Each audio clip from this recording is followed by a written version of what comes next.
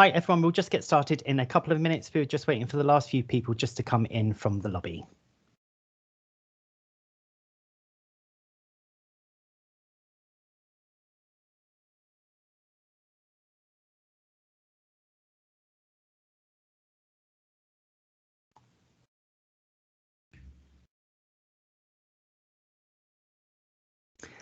So good afternoon and welcome to today's NCVO webinar brought to you in partnership with Zurich Insurance, one of NCVO's trusted suppliers. My name's Nick and I'm NCVO's Networks Manager. Today's webinar, which is being recorded and it will be uploaded online, is focused on developing risk registers that support organisational resilience. And in just a moment, I'll hand over to our expert from Zurich Insurance, Matt Hardwick. If you're unfamiliar with NCVO, we're the largest network of charities and volunteering in England, and we're proud to represent and support over 16,500 voluntary organisations of all sizes, from the biggest household name charities to the smallest community groups. As a networks manager here at NCVO, my role is to deliver events and opportunities for our members and the sector more broadly to come together to connect, collaborate, to learn and to share. A couple of things before we begin. If you would benefit from having closed captions or subtitles appearing on the screen, you can click on the three dots on the toolbar at the top of the screen, and towards the bottom of the menu that will drop down, you can choose to turn captions on or off. As we're online today, it will help your connectivity if you close any programs that are running in the background to free up your bandwidth. And finally, all attendees are in listening mode, so your cameras and your microphones are turned off, but you should be able to access the chat function by clicking on the speech bubble in the toolbar at the top of your screen. Please feel free to comment and ask questions as we go along today. And just a bit of a heads up, we have had a couple of issues in the past where the chat function has unfortunately failed us. So just as a bit of a contingency, and only if the chat function does stop working, you can text any questions that you have to me to the number that my colleague Chanel is going to pop into the chat box. The number, if you've got a pen handy, is 07538 517 328. But with a bit of luck, everything will go smoothly and we won't need that. So do sit back, relax, and without any further delay, I am now happy to hand over to Zurich's risk consultant, Matt Hardwick. Hi, everyone. Thanks, Nick. Yeah, as Nick mentioned, by all means, if you want to go off camera to sort of free up bandwidth, then that might help. And also, during the course of the session, I appreciate this is, quite a linear conversation in terms of it's me talking at yourselves. But if there are questions that do crop up, if the chat function is working, then by all means, stick your questions in the chat. I will try and pick them up live if I can spot them whilst I'm talking, or failing that, Nick's going to very kindly sort of wrap it up at the end and pull a few questions together. Or equally, if, as Nick mentions, if that chat function does fail us for any reason, then that contingency, by all means, sort of use it and abuse it to a certain extent. It's Nick's number, not mine. So in terms of what we're going to go through this sort of next 40 minutes or so, the brief, if you like, is around, understanding risk registers. How do we develop them? So got a few obviously sort of initial introduction to myself. I will sort of properly articulate who I am and where I'm from in a minute, but then as you can see, in terms of a bit of an agenda on the screen, going to look at some basics around what we mean by risk, what we mean by risk management, understanding the risk management process, and then ultimately getting into how do we start building up a risk register, and how do we start identifying and describing risks, and then as I say, get towards questions at the end. But as I say, if anything comes into your mind whilst you're talking, by all means put it in, and I'll try and pick it up live as best I can. Okie doke. So who am I? So my name is Matt Hardwick. I'm a risk consultant within Zurich. I've been here just about 4.5 years now. Prior to that, I worked in the public sector. I spent a good 10 years working for a large unitary authority. And developed, had a background, if you like, in a number of roles, from sort of procurement, risk management, project management, those sort of skill sets. As you can see, sort of a little bit of a bio on screen, including a bit of a mugshot that thankfully was taken pre-pandemic and certainly pre-cake consumption increase as a result of the pandemic. But that hopefully gives a bit of background onto myself. Whilst within Zurich, I've actually been working with colleagues in NCVO probably over the last couple of years, and as a risk consultant, I also sit on our internal charities leadership team. So work within your sector, within your part of the world, tends to be something that I pick up and hopefully be able to sort of demonstrate today as we go through some of the conversations. Right, so in terms of, how do we look to sort of start this off? And I've pulled together a few definitions, but I think it'd be remiss of me not to focus on the Charity Commission's guidance to risk management. It's freely available. There is a link within these presentation slides, which you'll have access to at the end of the sessions. And by all means, if you've not seen it, have a look at it. It's a really useful guidance. It gives lots of excellent content around what risk means for charities. It articulates some potential risk areas that you might find, and hopefully, what I'm going to talk through today will supplement that information that's contained within there. So, as I say, I want to start with a few definitions, as it were. So when we're talking about risk as a concept, fundamentally we're talking about the uncertainty that surrounds events or their potential outcomes that are likely to have an impact on your organization. Fundamentally every organization, charity right through to a large multinational organization, your organization exists to deliver something. It has a degree of objectives. And what we're trying to focus on with risks is understanding what are those potential threats, those potential pitfalls. Once we understand what they are, we can put some degree of management around them. And all that really is, in simplistic sense, is generating a number of activities that are having a direct impact and a control against managing those risks that we've identified. And then some of you might have heard the phrase enterprise risk management, ERM. It's a concept that's probably quite familiar to people who are very au fait with risk management. Equally, it may be something that you may never have heard of. In all honesty, it's a relatively simple concept that is about understanding how risks can have multiple impacts to different parts of the organization. And what we're trying to do is increase the number of stakeholders that are having a conversation around risk, because we need to understand that whilst this might be a financial risk, we might be looking at something in terms of what the cost is going to be to the organization. But in taking those decisions, we may be having a knock-on impact elsewhere within the organization. And enterprise risk management really is the concept around which we're trying to break down those silos of working, and we're trying to work across the organization, cross-party, building multiple stakeholders, building different views that help ensure that our risk management is a far broader picture. So when I talk about, we're looking at risk management, what is risk management? In its simplistic sense, I've already alluded to the fact that all our organizations, we exist to deliver something. We have a degree of objectives. We're trying to deliver something that's better than it was at the start.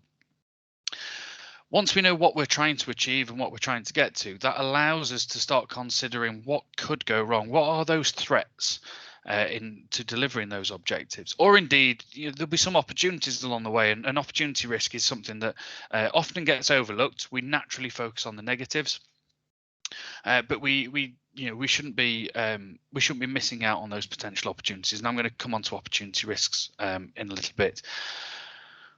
Once we can start to think about what they could be, those potential threats, that allows us to start considering how we're going to manage them.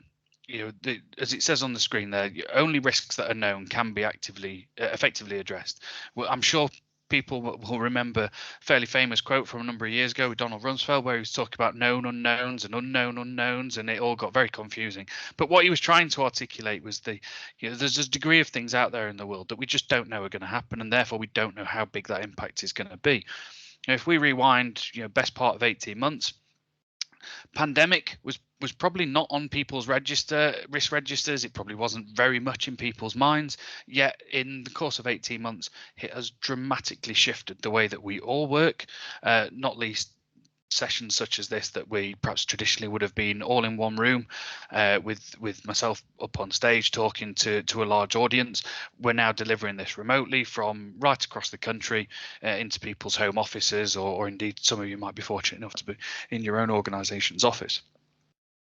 So understanding that those longer term threats, your objectives are likely to be over a number of years, so your risk management needs to be focusing on a number of years ahead as well. We need to understand that we can't control everything as a group of individuals, as trustees, as members of our organizations.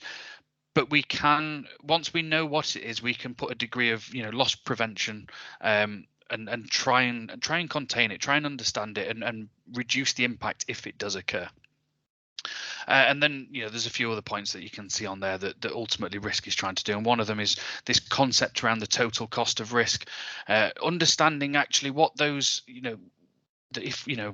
the initial costs, if you like, or the obvious costs are often the tip of the iceberg, and what's in that 80% but that sits below the water face that perhaps is sometimes difficult to quantify. Staff time to deal with something, managers time to ensure that staff are on board and dealing with things. There might be change in our reporting structures that has to be brought into place, and sometimes those elements are very difficult for us to quantify.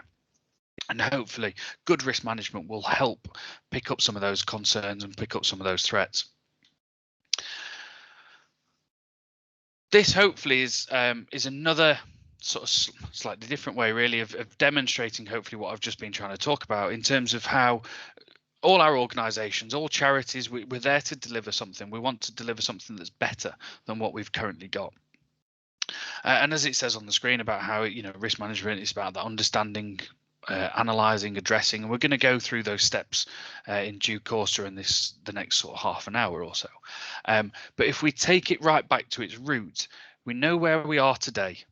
That's the only guarantee that we fully understand, and we also know what we're trying to achieve, and we know what we're aiming for and we're striving for, and that's what's in those three bubbles on the right hand side there around our what I've termed as strategic objectives or key project delivery, or indeed operational things. They're what we're there to deliver. But recognizing that we can't control everything, but we can try and be the most prepared for whatever it is that we can be. Risk management is about understanding that journey in the middle and taking us from today and starting to try and predict what we think could go wrong, or what could be those issues that might crop up along the way. And once we start to consider them, we can then start to manage them. And we can pick up on that sort of rocky road journey, as it often is. Nothing is ever straightforward. But if we can understand it, we will help ourselves and help the organisation get to a better position. So the way we sort of utilize and support the theory, and so this is a risk management cycle that looks a little bit busy. You may have a different risk management process within your own risk strategies. This may be something that you've not seen before, and hopefully I will try and talk our way through this and make it a little bit more simplistic. If we start at the very top in the middle, we've got to establish the context. So this is, again, reinforcing that whole, what is it we're here to deliver as an organization? What is our context? What is our main purpose? And then how can we then move ourselves down that process into that middle box around, okay, we know what we're trying to do. What's the potential threats to that? What could stop us, or what could come along in the future that's going to have that significant impact? The best way of doing this is sharing thoughts amongst your colleagues, amongst a management team or a board level, and post-it notes in the old-fashioned way of just writing down everyone's concerns. We often say when we deliver workshops, it's about getting as many ideas as possible, and no idea is a daft idea. It's then we go through the rest of the process. We go through the analysis and start to apply a degree of, well, what's the likelihood of these occurring? What's the impact? Then we can start to evaluate it and understand what the true consequence is going to be. And then that allows us to consider treatment actions. And again, I'll talk through those in a little bit more detail shortly. But they allow us to target what limited resources we often have available to us to ensure that we're having the biggest impact on the biggest risks at the right time, rather than just concentrating on a huge long list of potential risks. I often think if you look at something long enough and hard enough, then you are going to find risks in in any context. And we need to understand that is going to be appropriate, that we're applying our risk management. So that's our sort of broad context, if you like. And then, as you can see, the two boxes that run along each side of that middle process, we've got monitor and review on the right hand side. So every single stepping point within the process, we have that ability to monitor what's going on, to review it. Trustees are going to be heavily involved in risk management. You know, they set the sort of the boundaries, if you like, for the organization. Things like risk appetite, how much risk are we wanting to take as an organization? And they're going to be wanting to understand, you know, how we are setting about and understanding and starting to assess our risks. So there's a degree of monitoring and reviewing there, and same applies around communication, sharing that not just amongst potentially ourselves as a management team, but sharing it amongst peers, utilizing organizations like the NCVO, and starting to understand what others are perhaps thinking about, and using that opportunity to consult and share your own organization, share your own ideas or concerns around those threats, and validate them as much as anything with others. So hopefully that busy diagram starts making a little bit more sense. And what I want to do during the next few slides is start taking us through through those process steps in a little bit more detail. When we're thinking about establishing the context, I think it's absolutely imperative that we understand actually who is fundamentally responsible for risk management within the organisation, and principally that responsibility sits with the trustees. Risks within charities, you know, it's absolutely vital that we have a trustees' involvement. They're there and they're utilised in all the key steps and all the key elements. And what I've tried to do is sort of break down some of those key elements. Again, there's more detail within the Charity Commission's document, which the link, as you can see, is on the screen from the front page that I had on a couple of slides ago. But for trustees, we don't want them involved in everything because they've got enough on their plate, and actually they could potentially be starting to meddle into a process that just doesn't need their involvement in. But equally, trustees are there to help set and agree, you know, what our parameters are. I've often heard it regarded as almost the tram tracks within which we're comfortable and we're prepared to operate in. Our risk appetite, things that sit within that boundary, we're comfortable with as an organisation. It's when things then start disappearing out of that boundary that we need to understand why that's the case. Is there a particular spike that we need to address? And again, that comes back to allowing us to prioritise our resources and possibly deal with those certain areas. You know, think back to when the pandemic first hit. That will have created significant new risks that will have needed to be addressed. Excuse me. So trustees, other primary roles are around reviewing and considering existing and identified risks. So that previous diagram that we had of that monitor and review that sat down the right hand side, that very much is their role to understand what is going on and have a sounding board and a challenge, a constructive challenge within the organisation to ensure that we are appropriately reviewing those risks that we have identified. And then all organisations have to produce a risk management statement, and it's within charities, it's the trustees' responsibility to ensure that that statement does exist. The final bullet point I've put on there, and I think is absolutely vital for all organisations, is recognising that whilst trustees have a very descriptive responsibility, actually good practice is to ensure that all staff are taking responsibility for risks, and that can be, you know, right down at the very bottom end and bottom level within the organization. You know, volunteers that you might have supporting you, they have a degree of responsibility to identify some risks. They may be fairly low level, fairly localized risks to your organization, but being able to identify them, spot them, share them with a colleague or and identify that concern allows that then to be picked up and addressed. Now, some of those risks could be very operational in their nature. They may take, you know, less than 5 minutes to potentially deal with. But that's the process really that we're trying to get through. It's recognizing that that very bottom of the organization also can feed right through to the top, and that voice needs to be able to flow right through. And what I've tried to do on this next slide is demonstrate that pyramid structure that we often look for in good practice when it comes to risk management. And now in this sense, we're talking about risk registers. So we often see organizations would have what we might class as a strategic register. You could call it corporate or management team, trustee risk register, whatever you want to call it. But that's where we're going to see our really big ticket risks, but they are supported by conversations that are going on right through the organization. Now, a lot of the charities and a lot of you that are dialing in, I this level of detail might be overkill, but recognizing that conversations that are going on with colleagues, at the shop floor, for want of a better phrase, need to be known, need to be understood, and staff need to feel that they have that ability to share their concerns, and also understand how that then is dealt with, how it potentially gets flown through and flows through the management structure within the organization, to potentially, if needs be, have the ability to have a conversation with the trustees board to recognize that this is something that's cropped up. That pyramid structure is often, is what we strive for as good practice. To get there, it needs to have senior managers buying in. I always strive to try and make it simple. I always think if you create a process that is too difficult, it will never get anywhere. So working alongside existing meeting structures that you might have to ensure that risk is appropriately discussed and has the right voice at the right table.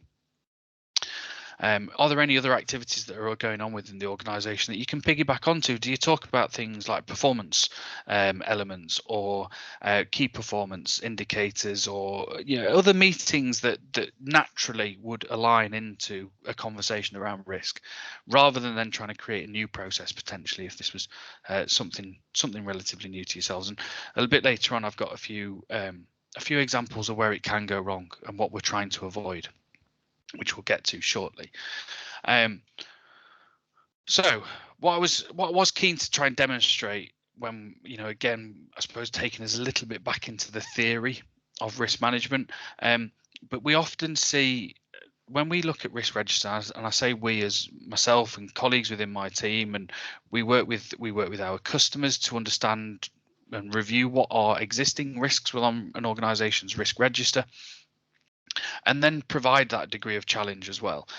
One of the biggest differences, or the biggest things that we spot, is the subtle difference between risks and issues are not necessarily picked up within risk registers. When we're talking about risks, we're talking about things that may happen. These are something that could happen at some point in the future. A potential problem, potential concern. The difference being, an issue is a live event. It's something that is very much here. We're dealing with it. Now, there is always the argument that an issue could get worse. And so the fact that it could get worse makes that a risk, because that's still a degree of a potential problem. The way we manage them are obviously subtly different. What we're looking for on risk registers are just the risks. We want to just be focusing our attention on those potential problems. Issues we would expect to be being dealt with, being managed, potentially by the same people, but via a different methodology, and existing, you'll know within your own organizations, the day-to-day things that are already occupying yourself, your colleagues, your trustees, what's occupying those minds, and those will be your issues. We're very much focusing on what are those longer-term problems, if you like, for the organization. Taking the picture on the side there, you can talk about how climate change, sustainability, there's a degree of, that's an issue at the moment. It's something that's very much here today, but there's a longer term problem that equally could get worse. It could, failing to act and various things like that could have significant problems. And hopefully that sort of, in some people's minds, that might provide a little bit of clarity around what we're trying to get on our risk registers. So when taking us, or casting our mind back to the diagram that we had on the screen earlier on, and we talked about how we've established the context, we understand our organisation, we understand what we're trying to deliver. We've now started to identify some risks, and what I wanted to do before I get into a good description, if you like, was just break down how risks fall into, broadly speaking, 3 distinct categories. They could be hazard risks.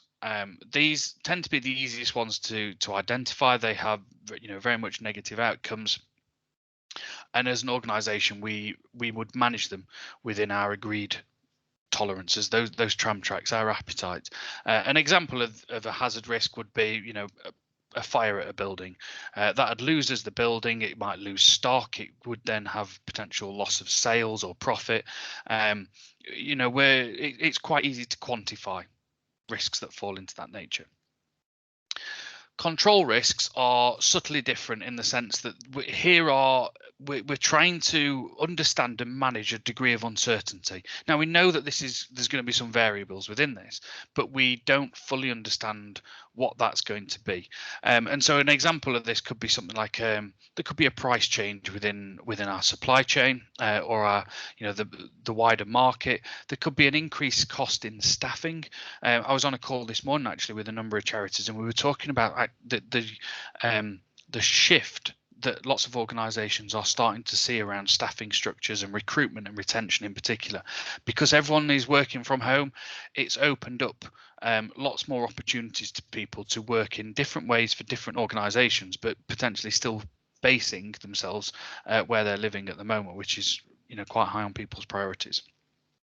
So then how do we as a charity organisation continue to make ourselves attractive? That may be impossible for us to compete financially with some other organisations. So how do we look to manage those risks where we've got some degree of uncertainty to them? And so control risks are another option, if you like, another area where we need to focus our attention on.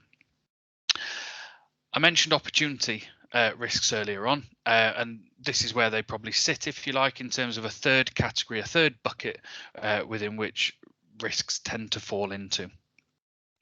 And opportunity risks are, as you would expect, that we're trying to focus on the good side, the upside of what could be here. An opportunity could be a gap in the market, an opportunity to exploit a new trend. There could be financial support packages available if we're able to deliver something. We might be able to accelerate delivery of a particular product, or utilizing what skills we have within the organization. We could deliver on some of our objectives that we're trying to do, and we could deliver it slightly early. Again, using the pandemic, because we're all incredibly familiar with it, but probably an opportunity that's presented is a significant upskilling in IT, and indeed rollout of IT infrastructure and software, just because it was something that we absolutely needed to do. But I suspect many organisations might have had a 3, 4, 5 year plan maybe to roll out laptop use, Teams use, things like that, and that's been accelerated because of the sudden demand for it, and that has created an opportunity. So when I'm now thinking of risk, and in particular risk identification, and how are we describing that, how are we looking to assess those initial ideas, those ideas that we've put down on our post-it notes, and again breaking down a risk into these sort of broad column areas, these broad categories, and looking to, I often say, if you can't put in something for each of these areas, then challenge yourself whether it's truly a risk. So a good risk description should always have the two elements of a cause and a trigger. Again, going back to myself, my colleagues, when we review risk registers, we're sometimes presented with risks that, as a description, might have one word to it. Historically, we've seen things like Brexit as a risk, or finances as a risk, and our challenge would always be, but why is this the problem? And sometimes asking yourself, those of you with kids who perhaps grown up and asking why over everything, actually what children go through in that simplistic sense is they're going through a degree of sort of risk identification. They're trying to understand what's going on, and again, if someone, colleagues are coming to you and say, oh, our finances are a problem here, okay, well, why is this a problem? Trying to understand what the cause is, what's the situation or the event that's giving rise to these finances being a problem. Aligned to that is our trigger. So this is an event that either could occur or has occurred that actually suddenly ignites that cause. That's our how and our why.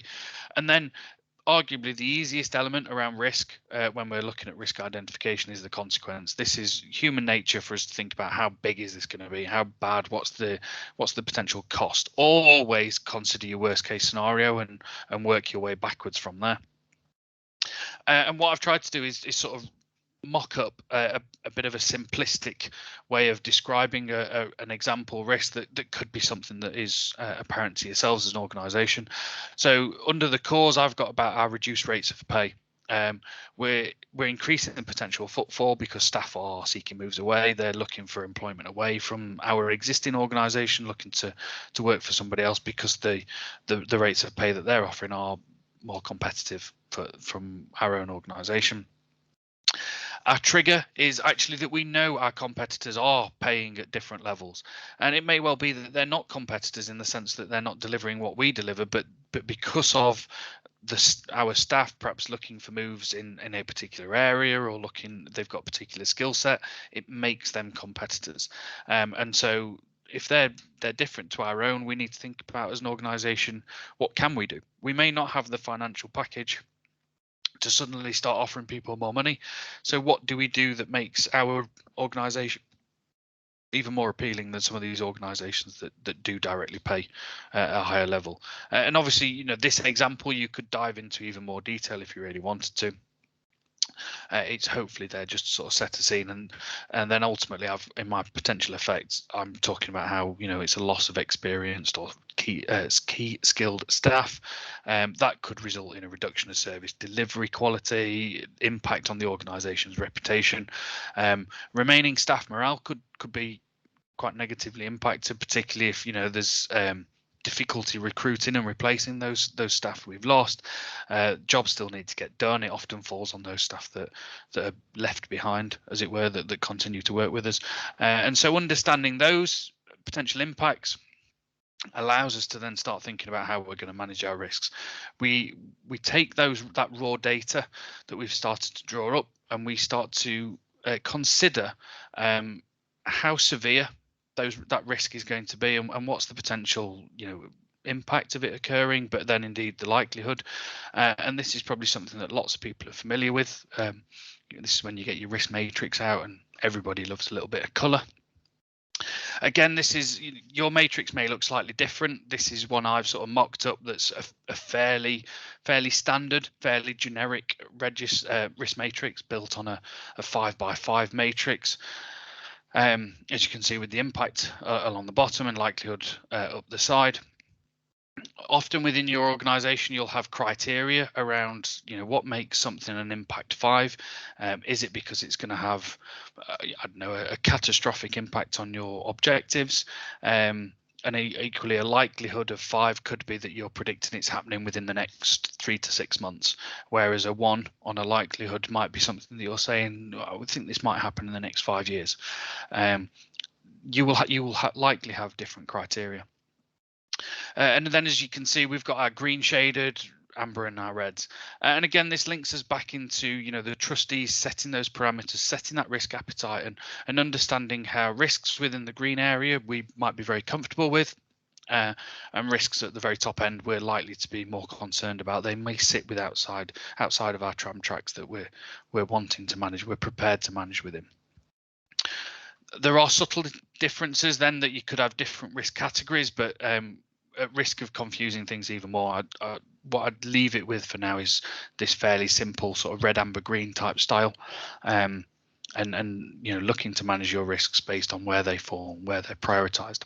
Now, again, going back to our diagram that we had at the start around the risk process, you'll remember that the next stage was then about how do we manage these risks? What actions do we put in place? And for this, we use a piece of theory called the 4 T's. So again, some of you may be familiar with the 4 T's. The reason it's very popular and widely used within risk management is because it breaks up the same axis into these 4 quadrants and neatly overlays your risk matrix. And what the theory suggests is how you would look to manage these risks that fall in these areas based on those categories that you can see on the screen. So if I talk them through, starting at the top left, so we've got high likelihood, low impact. Excuse me, these are risks that we're going to treat. These are risks that we're trying to reduce the likelihood that it occurs. And so we're trying to bring this, we apply some management actions here, and we're trying to bring these down into how we perceive them going to be something that does occur. And we're trying to move them into the area on the bottom left, which is tolerate. So these, again, if you think back to that matrix on the previous slide, these are our green risks. These sit very neatly in an area that we're comfortable with as an organisation, as a trustee board. We're very happy with risks that sit within this area because we're saying, okay, that if they do occur, we think the impact is going to be fairly low, certainly not have significant detrimental and potentially long-term impact. But equally, we do think that the likelihood of them occurring is pretty low. And then moving across to the other side, so top right, we've got high impact, high likelihood, and these are risks that the theory suggests we terminate these. We stop doing the activity that is giving rise to the risk. Now, this is easy to suggest in theory. The downside to this is from a statutory delivery point of view, it might not be possible to stop delivering the activity that is particularly risky. And so what that actually creates is not an easily balanced theory, as you can see on the screen, but creates probably a slightly bigger area within which you'd be looking to treat or indeed tolerate some of your risks. And then the final one that you can see on the screen there, as you can see, is transfer. The easiest way to perhaps think of this is utilizing things like insurance, and not even thinking perhaps of your own organization, but your own personal lives, car insurance, house insurance. The reason you pay those insurance premiums is in the event that the worst case scenario happens, you've got somebody there, an organization there that's going to support you to help get you back on your feet. And it's exactly the same within thinking of how we transfer that risk out for another organization to either take responsibility of, be it the delivery of it, because they're the risks that we perceive to be very high impact, but as we say, the low likelihood of them occurring. So hopefully that aligned with the matrix on that previous slide there. Hopefully that helps, and certainly will help when you start to consider how to treat and how to manage your risks once you've gone through the process that we've sort of looked at already around identifying them. Now, I'm conscious that I've talked a lot about risks, and so far not a huge amount about actual risk registers and how the document starts to get built up. Again, going back to the Charity Commission's document that I had on the screen earlier and the link within the slides, they've got a couple of templates within their documentation. I think, and Nick, I'm sure will come on slightly later on, but I think the NCVO have equally got some templates available to its members. What I would suggest with your risk register is keeping it simple. What are the broad categories that I think we need to include? And for me, these are the ones that I've picked out on screen. The best way of looking at it really is opening up a simple Excel spreadsheet and building your columns based on the fields that I've got on the screen. So having a risk reference that gives it a unique sequential number, literally just 1, 2, 3 and carrying on, allows you to reference those risks at a future date. When you're going through the monitoring and review, or indeed applying communication against an individual risk, being able to reference it back makes it a lot easier. We've then got our risk title, a very brief reference. What is it we mean by this particular risk? That risk title is supported by our risk description. So that was those trigger events, those root causes that I talked about slightly earlier on. They can come within there, or indeed, breaking it down into a separate category, as you can see as I've done on here, in terms of what is our risk cause. Risk description, risk cause as a field is sometimes one that can get joined together. The only thing I would say, if you do join it together within your organisation, is just making sure that when you do describe it, you are picking out what is the root cause of that particular risk. As I say on the screen there, ask yourself why. The next column, we're then talking about what our consequences are, and as you can see, hopefully, what we've talked about so far this afternoon, almost each individual slide is then represented by a field within what I would regard as a fairly good, albeit relatively simple risk register, but certainly one that's going to give us the information that we need. You're then now I've included inherent score. This might be something that for your organisation you decide not to have. The most important one is a current risk score. Some organisations use inherent to demonstrate how a risk that's been identified with no management actions applied to it, what that gives us and what concern that gives us within the organisation. The current score is then used to demonstrate how existing management actions, existing mitigations, as they're referred to here, how they're having an impact. As I say, inherent is not something you absolutely need, but it is useful to be able to see the benefit that your current mitigations are having against what we perceived as the risk at the very start. And then the final couple of columns or fields that I've put on the screen there are around risk owners. So having a dedicated and named individual who is responsible for that risk, and then having the opportunity to provide commentary. You'll often find risks and risk registers that have risks that could sit on there for quite a number of years. If they are sitting on there for that long time, as part of the monitoring review, we need to be challenging whether that risk we initially identified is still live, is still current. Has it changed? Has there been external circumstances? And being able to provide that commentary allows us to ensure that we're keeping ourselves up to date, keeping our information current.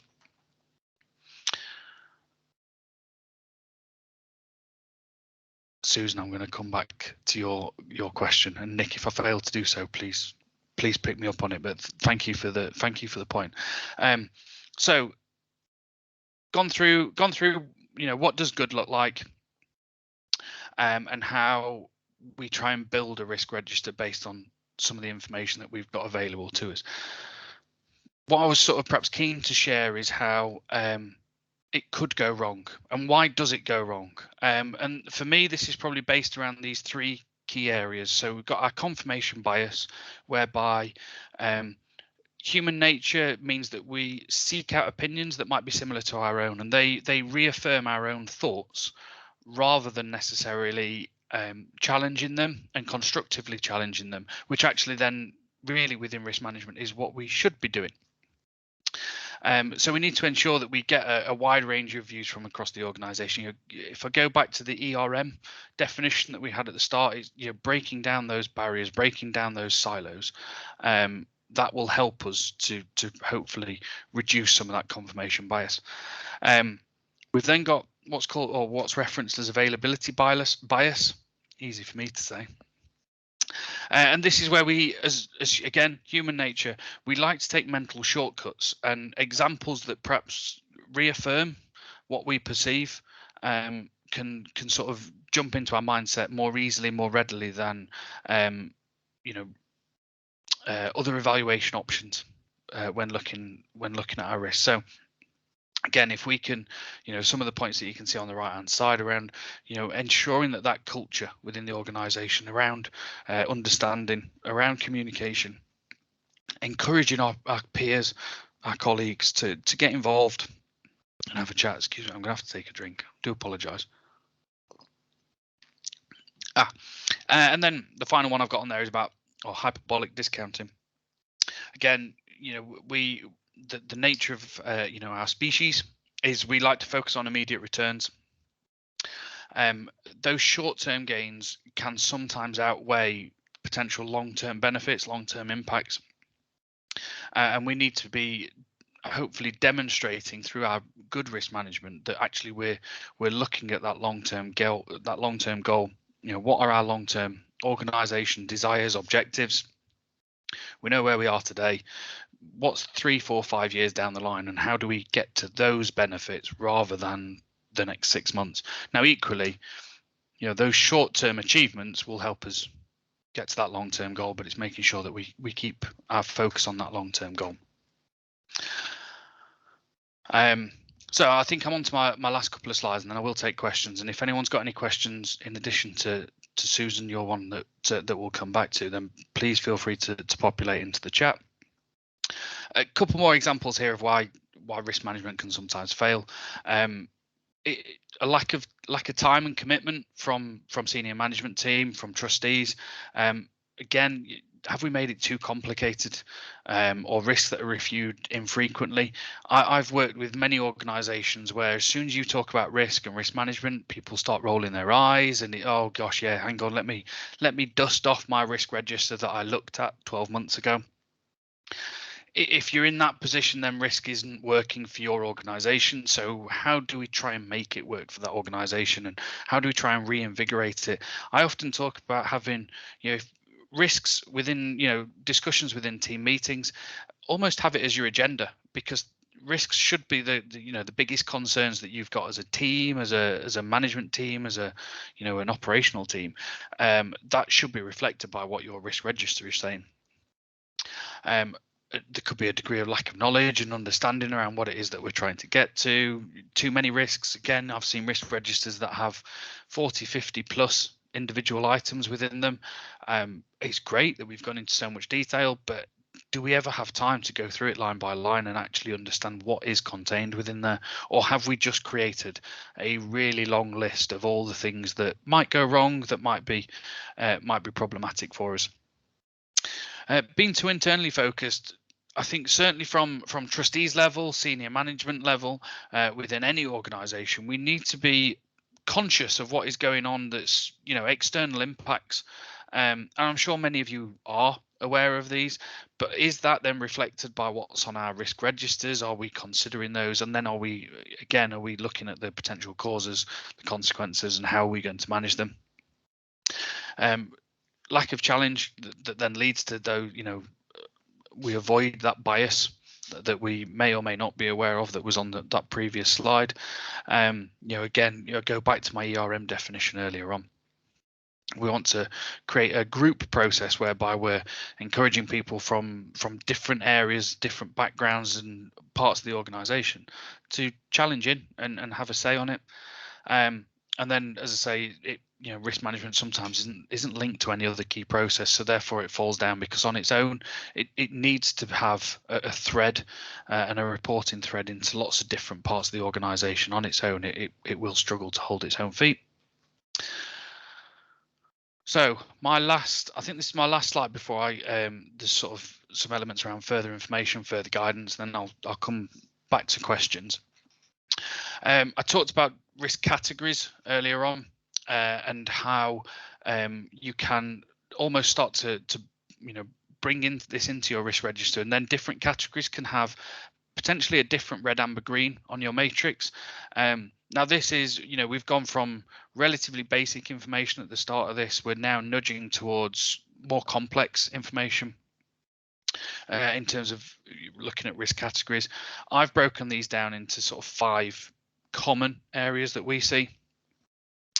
So we've got governance areas, so risks that potentially are looking at our internal standards, potential contractual obligations. We may look and score these slightly different to the others that are on screen, be it operational, finance, or indeed legal and regulatory compliance, which we're likely to have a very low tolerance for something like legal and regulatory compliance, because fundamentally it's what we've got to do, whereas there could be a higher degree of capacity, if you like, for some of those other key elements of risks. I'm conscious that I've sort of spoken at you now for probably the best part of 45 minutes. I can see a couple of questions. I'm going to encourage Nick to come back to see if there are any others possibly that have come through via the text, whilst I have a very quick read of the questions that are in the chat, so I can just catch up. Cool. Thank you for that, Matt. So we've had one question that's going to come through on the chat, and it does appear that some people are unable to post their questions into the chat. So if you do want to kind of send me a text message with your questions, feel free to. The telephone number, if you just kind of scroll up through the kind of the chat history, is on there, posted by my colleague Osman. But the number you can text your questions to is 07538 517 528. Matt, did you want to kind of kick off with the 2 questions that are in the chat, and then I can come to the 1 question that I've just received via text? Yes, and thanks for that, because I was just allowed me to read through Susan's full detail of the question. So the questions around where we've got operational risks that might focus on the here and now, and how there's a potential degree of clash between a more longer term risk, or indeed the sort of short tail risk. I think that's what we're asking for here, Susan. So please, if I've got that wrong, feel free to come back. What I would always encourage is, if you think of your pyramid type structure, you might have an operational level risk that's sitting there within the team. if those concerns are bigger than what that team can manage, then that needs to be flagged up. It needs to be taken consideration of.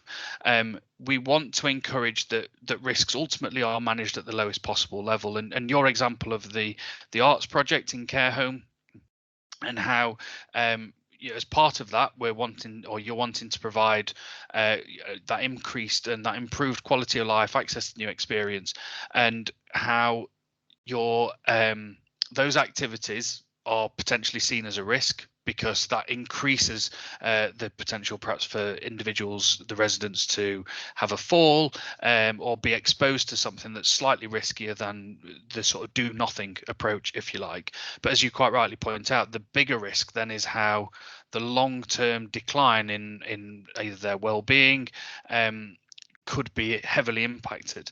And that for me, the long-term decline is the bigger risk to your organization. Your organization will have that objective around ensuring, we're trying to provide a key service here to our residents, and whilst we take on board staff's concern, and that would be fed into our risk description, actually the bigger weighting, I suspect, for yourself as an organization is around okay, taking on board those points, but how do we demonstrate that the wider goal, the bigger goal, if you like, and apply the weighting to ensure that yourself as an organization and management team are delivering on those key objectives. I'm not sure I've overly answered that very well. I feel like I've waffled. So what I might do, Susan, is give you a written response via Nick that is slightly better than probably what I've just mumbled my way through. I'll come back to your point. I see you've just added another one in. Maria, can I ask how often you would suggest a risk assessment should be carried out, reviewed, please, aside from any specific events? I would suggest that this is, as a minimum, done annually. As you say, if there's a particular event that's coming up, then obviously review it for that purpose. If there's been a change in working practices, then I would suggest that is also an opportunity to change or to at least review your risk assessment and document that you have reviewed it. The fact that everyone's now working from home probably means that a number of risk assessments should be being revised, should be being considered, because working practices have changed. But as a minimum, if there's sort of been a fairly status quo over the year, then I would suggest on an annual basis, perhaps schedule that in. Claire, should there be one overall organisation risk register and different teams have specific risk assessments, or would each service team also ideally have an overarching risk register also? I would suggest this probably depends on the size of your organisation. Certainly there should be one risk register that at the trustees level gives an insight as to what are our specific risks, and therefore what is it we're ultimately sort of trying to deliver against. As I say, if you've got an organization that perhaps is reflective of having multiple different teams, then there is benefit in having teams or services that have their own risk register. What I would say for those is keep them very operational. I like the idea of team meetings. Think about your own team meetings. Think about what are your agenda items within those team meetings, and actually could that be your risk register for your team meetings? And how do we, then yourself or the manager's role for those teams is about perhaps sharing their biggest risks. If you set the parameters about any risk that scores as a red, for example, that then gets escalated or at least shared with that next level up, so that trustees are aware of some of the things that are coming on. And then Susan, you're going back to, so you've put another chat comment around my earlier waffled response. So you don't run the care homes, they're run by your third party, but you're running the activities. Hang on, this is now moving. This is where it all gets very tricky. So you're running the activities at your team of artists. So the risk weighting sits. Okay, so you've got two partner organisations that are conflicting in their desired outcomes ultimately. Tricky. Fundamentally, you can only control the risks that are within your remit and within your organisation. So you've got to be able to demonstrate that for yourselves and for your organisation, a lack of activity has a negative impact for those individuals who you are going to be running the activities for. That then needs to be a conversation with your with the people who run the care homes, and collaboratively you need to come to a degree of conversation and an agreement around how best to move forward.